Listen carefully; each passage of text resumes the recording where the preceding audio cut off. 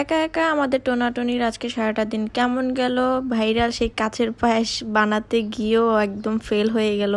তা নিয়ে থাকছে আজকের ব্লগ। আশা করি ভিডিওটা লাস্ট পর্যন্ত দেখবে। আসসালামু আলাইকুম এভরিওয়ান, কেমন আছো তোমরা সবাই? আশা করি সবাই ভালো আছো।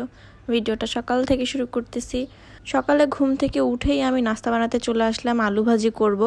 তোমাদের ভাইয়া ডিম দিয়ে রুটি খেতে চায় না অত একটা, এর জন্য আলু ভাজি করতেছি ওর জন্য। আলুটা আমি এভাবেই গ্রেট করে তারপর ভাজি করি, তাহলে সেদ্ধ তাড়াতাড়ি হয় আর আমার সময়টাও বেঁচে যায়। যেহেতু বাসায় আমরা দুইজন মানুষ, তাই আমাদের অত একটা রান্না বান্না করতে হয় না। আমার শ্বশুর শাশুড়ি ওরা তো বেড়াতে গিয়েছে, তাই আমরা বাসায় এখন দুইজনই। আমি তো সকালে নাস্তাই খাই না, এর জন্য আমার জন্য কিছু করতেছি না, তোমাদের ভাইয়ার জন্য শুধু ভাজিটা করতেছি। আর যদি থেকে যায় ভাজি তাহলে আমি সেটা দুপুরে খেয়ে ফেলবো। আর এখন ওর জন্য রুটি সেকতেছি। আলু ভাজি অলরেডি হয়ে গিয়েছে। আর এই রুটিগুলো বানানোই ছিল, আমার শাশুড়ি বানিয়ে ডিপে রেখে দিয়েছিল। আর এটা ফ্রোজেন ছিল, তাই আমি এটা একটু সময় নিয়েই সেকতেছি। আর ওই দিন ছিল শুক্রবার। শুক্রবারে অনেকেই স্পেশাল কিছু খায়, পোলাও মাংস খায়, বাট আজকে আমরা খাবো ডিম। সেটার কারণ হচ্ছে একটানা আমাদের মাংস খেতে খেতে এমন অবস্থা হয়েছে, এখন মাংস দেখলেও আমার বিরক্ত লাগে। এর জন্য ভাবলাম যে এই শুক্রবারে আজকে আর মাংস রান্না করব না, আজকে করলা ভাজি করব, ডিমের তরকারি করব আলু দিয়ে। তোমাদের ভাইয়াও মাংস খেতে চাচ্ছে না আর আমারও মন চাচ্ছে না, তাই আজকে একদম সিম্পল রান্না বান্না করতেছি। পাশের চুলায় ভাতও বসিয়ে দিয়েছি। আর চিংড়ি মাছের কথা আমি ভুলেই গিয়েছিলাম, আমার জন্য শুধু আমি 4 পিস চিংড়ি মাছ আজকে রান্না করতেছি। তোমাদের ভাইয়ার তো চিংড়ি মাছ খাওয়া নিষেধ, এর জন্য আমি আমার জন্যই করতেছি, কারণ আমার অনেক চিংড়ি মাছ খেতে ইচ্ছা করছিল। তো এই হচ্ছে আমাদের দুপুরের খাওয়া দাওয়া। অল্প একটু আলু ভাজি ছিল, তো ওইটা আমি নিয়ে নিলাম। আর তোমাদের ভাইয়ার জন্য 2 বেলার 2টা ডিম, আর আমার জন্য একটা, কারণ রাতে আমি ওটস খাবো। আর তোমরা যারাই আমাকে মেসেজ করেছো বৈশাখীর টিউটোরিয়াল দেওয়ার জন্য, আবার লাইভেও আসতে বলেছো, আমি আসলে লাইভে আসতে চেয়েছিলাম, বাট আমার মন মানসিকতা আসলে ভালো না। সময়টা আসলে একটু খারাপ যাচ্ছে, তোমাদের ভাইয়াও একটু অসুস্থ, সব মিলিয়ে আসলে মন মানসিকতা অত একটা ভালো না। আশা করি ইনশাল্লাহ খুব তাড়াতাড়ি সবকিছু ঠিক হয়ে যাবে। তারপরও চেষ্টা করতেছি কাজে নিজেকে ব্যস্ত রাখার জন্য। বিকেলে হুট করে দেখলাম আকাশ একদম অন্ধকার হয়ে গিয়েছে, ঝড় শুরু হয়ে গিয়েছে, কালবৈশাখী ঝড়।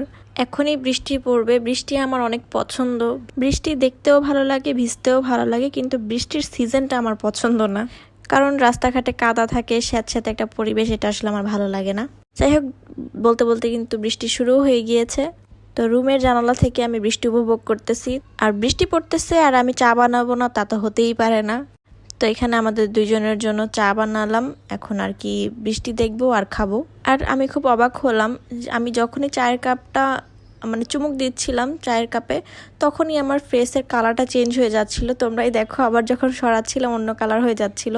এইটা এডিট করতে বসে খেয়াল করলাম। যাই হোক, বৃষ্টি কমার পরে সন্ধ্যার পরে আমি আর তোমাদের ভাইয়া একটু নিচের দোকানে আসলাম। এখান থেকে আমি সাগুদানা নিচ্ছি। নিয়ে এখন আমি বাসায় চলে যাচ্ছি, আর তোমাদের ভাইয়া আমাকে রেখেই বাইরে চলে যাচ্ছে। বাইরে না, একটা কাজে যাচ্ছে আর কি। তো আমি সেই এখন ভাইরাল কাচের পায়েসটা বানাবো। কাচের পায়েস, কাচের রসমালাই, হোয়াটএভার, কি কি অনেক কিছুই নাম দেখলাম। তো এখানে আমি সবচেয়ে বড় ভুলটা করেছি। এখানে অল্প একটু পানি দেওয়ার দরকার ছিল, আমি একদম বেশি পানি দিয়ে ফেলেছি, আমি আসলে বুঝতে পারি নাই। তো এটা ভিজিয়ে রেখে দিয়েছি 15 মিনিটের জন্য। এতক্ষণে তো মনে করো এটার অবস্থা খারাপ। আর এখানে দুধও বসিয়ে দিয়েছি, জাল করব। এখানে যে আমি অলরেডি অনেক বেশি পানি দিয়ে ফেলেছিলাম, সেটা আমি এক্সট্রা সব ফেলে দিয়ে এখন এটা যখন মাখাতে গিয়েছি, দেখি যে একবারে নরম হয়ে গিয়েছে। পরে একটু দুধ দিলাম যে বাইন্ডিং করার জন্য, যে এটা কি একটু ঠিক হয় কিনা, কিন্তু এটা দেওয়ার পর আরও একদম নরম হয়ে গিয়েছে। কি এক অবস্থা! এখন এটা আমি কি করবো? এতগুলা সাগুদানা ফেলতেও পারবো না। পরে ভাবলাম যে দেখি এটা চামচ দিয়ে কেমন হয়। তো এখানে দুধটা জাল আসার পর আমি এখানে একটু গুঁড়া দুধ দিয়েছি। তারপর আমি চামচ দিয়ে একটু একটু করে দিয়েছি, এটা হাতে গোল করা যাচ্ছিল না। তারপর দেখলাম যে এটা আস্তে আস্তে উপরে ভেসে উঠেছে। আমি তো ভেবেছি পুরোটা সব গলে ছড়িয়ে গিয়েছে। পরে দেখলাম যে এটা যে এইভাবে দিয়েছিলাম শক্ত শক্ত হয়ে উঠেছে। এটা আসলে বেসিক্যালি গোল হওয়ার কথা ছিল। যদি এটা বল ভাবে বানানো যেত, শক্ত থাকতো, তাহলে এটা গোল গোল হইতো, দেখতেও সুন্দর লাগতো। আর ভাবলাম যে অনেকগুলা দুধ যেহেতু আছে, অর্ধেক দুধের মধ্যে আমি ওইটা বানিয়েছি, আর বাকি দুধের মধ্যে আমি সেমাই রান্না করে ফেলেছি। বুদ্ধিটা কিন্তু আমার খারাপ না। দেন এটা একটু ঠান্ডা করে তারপর এখন খাচ্ছি। ঠান্ডা ঠান্ডা খেতেই নাকি বেশি ভালো লাগে।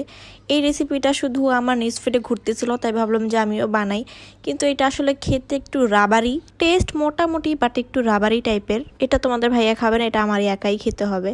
যাই হোক, এই ছিল আমার আজকের ভিডিওটা ভালো লাগলে শেয়ার করে দিও। দেখা হবে নেক্সট ব্লগে। আল্লাহ হাফিজ।